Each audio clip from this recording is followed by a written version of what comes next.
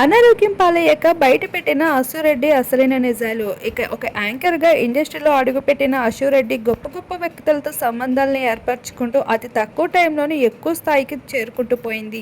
Big boss reality షోలో అడుగుపెట్టాక తను మరింత క్రేజ్ని దక్కించుకుంది. తన బోల్డ్నెస్తో ఎక్కువ మందిని ఆకట్టుకుంది. సోషల్ మీడియాలో 2 మిలియన్ ఫాలోవర్స్ని అతి తక్కువ సమయంలో దక్కించుకున్న ఘనత అశుకి దక్కుతుంది.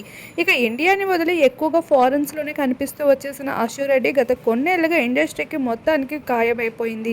ఇక ఇంతకాలం పాటు తన లైఫ్లో జరిగిన ఇన్సిడెంట్స్ని చెప్పుకుంటూ వచ్చేసింది. తన బ్రెయిన్ ట్యూమర్ కావడం వల్ల తను గత కొన్నేళ్లుగా అయితే ఎంతో సఫర్ అవుతూ వచ్చిందని, అలానే తనకి సర్జరీ కూడా జరిగిందని, ప్రాణాలు పోయే స్థితి నుండి ఈరోజు ఇలా ఉన్నాను అంటే దానికి కారణం దేవుడే అంటూ చెప్పుకుంటూ వచ్చింది.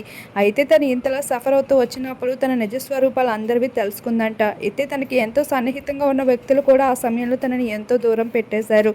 ఆ సమయంలో నేను ఎంతో ఒంటరిగా ఉంటే నాకు నా తల్లి మాత్రమే దగ్గరగా ఉంది. నాకు ఎంతో ధైర్యాన్ని అందించింది. తన కోసమైనా నేను బ్రతకాలి అంటూ ఇంతలా అయితే నేను పట్టుదలగా నిలిచాను. నేను మా అమ్మకి ఇష్టం లేని పనులు ఎన్నో చేస్తూ వచ్చాను. కానీ ఏం చేస్తాను, వాటన్నిటిని ఇప్పుడు గిల్టీగా ఫీల్ అవడానికి మించి పెద్దగా ఏమీ చేయలేకపోతున్నా. ఇప్పటికైనా నేను ఇంకా మా అమ్మకి నచ్చిన విధంగా ఉండాలని అనుకుంటున్నా అంటూ అశురెడ్డి అయితే అనారోగ్యం పాలై కోలుకున్న తర్వాత అభిమానుల ముందుకి వచ్చింది. ఇంకా తను షూట్ చేస్తున్న సమయంలో కూడా తనకి ఎంతో ఇబ్బంది కలుగుతూ ఉందంట.